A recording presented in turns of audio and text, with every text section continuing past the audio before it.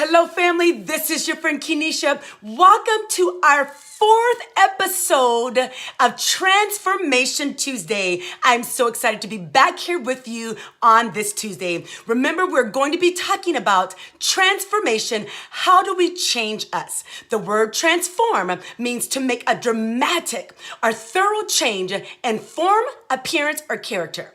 Remember that we've been breaking that word down to trans. So trans, the acronym that we've been saying, it's taking real people and navigating towards success. And then form in that word, we're saying forcing ourselves into radical metamorphosis or focusing on the right mindset. So last week we talked all about a building and how important it is for building to make sure that it has a foundation. Why?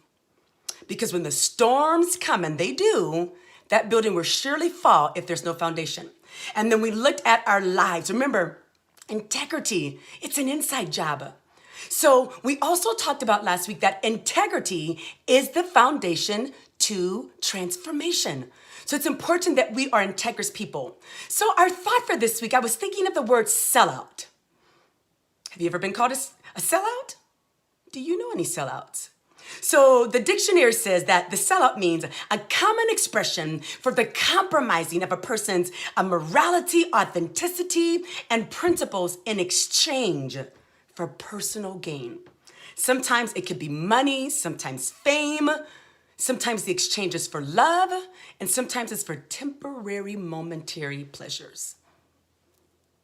So when you think of the word sellout, I think of Hannah Montana.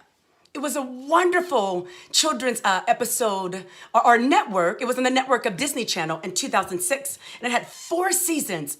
And the kids loved this show. And the star of it was Miley Cyrus, just influence on people. And then something happened with her. And then I heard recently that she was performing and rode in on the stage on, let's just say, a male body part. And there were tons of young people in the audience. Now, I have no personal thought about Miley Cyrus personally, but I've heard that she sold out her morals, her principles, what she stood for in order to have financial gain. So let's think about us. I think about how does that makes sense to us as we are trying to be people of transformation. So I thought about intentional integrity can never be bought out. So we were going to be coming from our book that I love, Becoming a Person of Influence by my mentor, Dr. John C. Maxwell.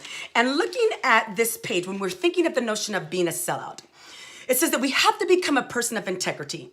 It says you can bend your actions to conform to your principles, or you can bend your principles to conform to your actions. So that sounds like it's wishy-washy, right? Actions or principles, principles or actions, we'll just figure it out.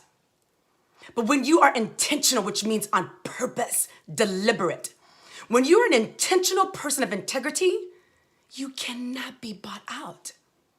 So how do we apply that? So page 31 of this book says this: we have to decide ahead of time that you don't have a price.